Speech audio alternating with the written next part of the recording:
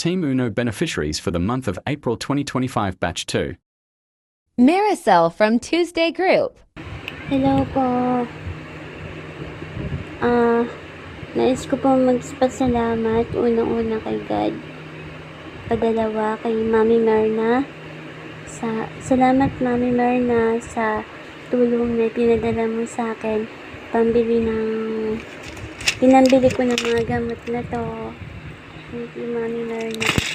Thank you din po kay Daddy Uno at saka sa lahat ng bumubuo ng Team Uno 17 Philippines.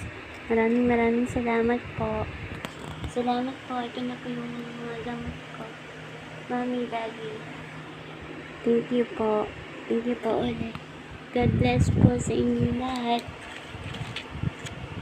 Ingat po kayo palagi.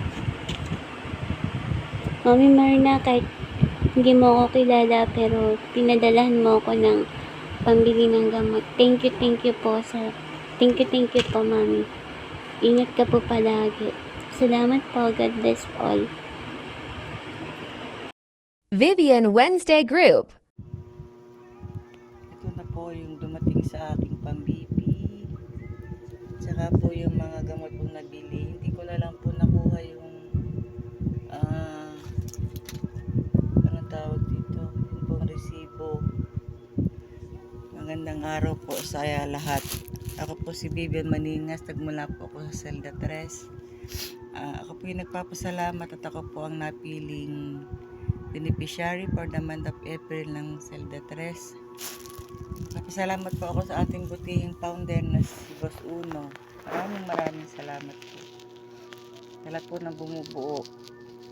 Sa lahat po ng admin. Maraming salamat po. Welma Hello from po, Wednesday Group. magandang gabi po. Gusto lang po namin magpasalamat sa Team Uno, kay Boss Uno at syempre po sa Wednesday Group sa binigay po nilang biyaya para sa anak ko. Ayan po.